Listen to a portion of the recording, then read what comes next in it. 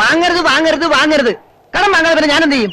ഞാൻ ഒറ്റാം തടി ആയിരുന്നപ്പോഴേ ഈ ശമ്പളം കൊണ്ട് ഒന്തിരുട്ടിയാ പോയിക്കൊണ്ടിരുന്നത്. പിന്നെ ഇപ്പോഴത്തെ കാര്യം പറയണോ? ജയപ്രഭയുടെ മേക്കപ്പിനും ആഹാരത്തിനും വേണം ഈ കിട്ടുന്ന ശമ്പളത്തിന്റെ പകുതി. ദോഷം പറയരുതല്ലോ. എന്റെ ജയലക്ഷ്മിക്ക് മേക്കപ്പിലും ആഹാരത്തിലും ഒരു ഭ്രമവും ഇല്ല. അവളുടെ വീക്കിനെസ് സാരി സിനിമയാണ്.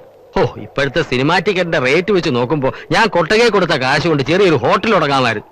പറഞ്ഞിട്ട് എന്താ കാര്യം? അവളുടെ അച്ഛൻ കല്യാണത്തിന് കൊടുത്ത ആഭരണങ്ങൾ മുഴുവൻ ബാങ്കിൽ നിന്ന് കണക്ക് പഠിക്കുക.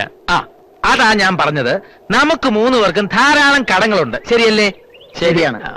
നമ്മുടെ ഇപ്പോഴത്തെ വരുമാനം വെച്ച് ഈ കടങ്ങളൊന്നും അത്ര പെട്ടെന്ന് വീട്ടാൻ പറ്റില്ല. അതും ശരിയല്ലേ? വളരെ ശരിയാണ്. അതുകൊണ്ട് നമ്മുടെ തൊഴിൽ അഭിവൃദ്ധിപ്പെടുത്തണം. സുധാകരേട്ടൻ അവിടെ ഇവിടെയൊക്കെ പോയി കഞ്ഞിയും കറിയും വെച്ച് കൊടുക്കുന്നതിനേക്കാൾ സ്വന്തമായിട്ടൊരു ഹോട്ടൽ തുടങ്ങുന്നത് ലാഭമാവില്ലേ? സംശയമെന്ത്? 10 ഇരട്ടി ലാഭം. ഞാനൊരു ഓട്ടോമൊബൈൽ സ്പെയർ പാർട്ട് ഷോപ്പ് തുടങ്ങിയാൽ എനിക്കുണ്ടാവും മെച്ചം. അപ്പൊ ഞാൻ എന്ത് ചെയ്യും? സ്വന്തമായിട്ട് മുനിസിപ്പാലിറ്റി തുടങ്ങണം. ഞങ്ങളുടെ രണ്ടുപേരുടെയും ബിസിനസ്സിൽ തങ്കക്കൂട്ടിനെ കൂടെ ഞങ്ങൾ പാർട്ട്ണർ ആക്കും. മുനിസിപ്പാലിറ്റി എന്നുള്ള കാശും കിട്ടും, ഞങ്ങളുടെ ലാഭത്തിന്റെ വിഹിതവും കിട്ടും. ഇങ്ങനെ മനപ്പായസം കുടിച്ച് വയറ് വീർപ്പിക്കരുത്. ചെറിയ ഹോട്ടൽ, സ്പെയർ പാർട്സ് കട, ഇതൊക്കെ സ്വപ്നം കാണാൻ കൊള്ളാം. ഇതിന് പുത്തനാര് വരും? തോക്കിക്കയറി വെടിവെക്കരുത്. ഇന്നത്തെ അവസ്ഥയിൽ നമ്മളെ സാമ്പത്തികമായി സഹായിക്കാൻ ഒരാൾക്ക് കഴിയും. അതാരാ? നമ്മുടെ അമ്മായി അപ്പൻ സാക്ഷാൽ ശ്രീമാൻ അർജുനൻ പിള്ള.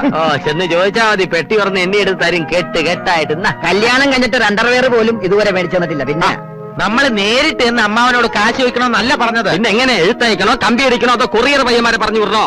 അതൊന്നും വേണ്ട. പിന്നെ നമ്മുടെ ഭാര്യമാരെ കൊണ്ട് ഈ വിഷയം അമ്മാവന്റെ മുമ്പിൽ അവതരിപ്പിക്കണം. എത്രയായാലും അവരങ്ങയുടെ മക്കളല്ലേ. കാര്യങ്ങൾ പറഞ്ഞ് മനസ്സിലാക്കുമ്പോ അങ്ങയുടെ മനസ്സ് അലിയാണ്ടിരിക്കില്ല. ഭാര്യമാരോട് പറഞ്ഞാൽ മതി, ഉടനെ ചെന്ന് ചോദിക്കില്ല. ചോദിപ്പിക്കണം. അതിനാദ്യം അവരെ കയ്യിലെടുക്കണം. സ്നേഹം കൊണ്ട് പൊതിയണം, ശ്വാസം മുട്ടിക്കണം. ഭർത്താക്കന്മാരുടെ സ്നേഹത്തിന്റെ മുന്നിൽ അലിയാത്ത ഭാര്യമാർ ആരുണ്ട്?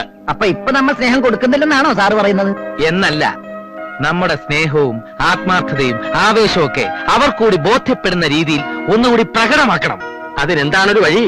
വഴികൾ പലതുണ്ട്. ഷോപ്പിംഗ്, കാപ്പുകുടി, പിക്നിക്. എന്നാൽ ഇനി ഒന്നും നോക്കാനില്ല. വിട് വണ്ടി പൊള്ളാച്ചി വഴി ഊട്ടി.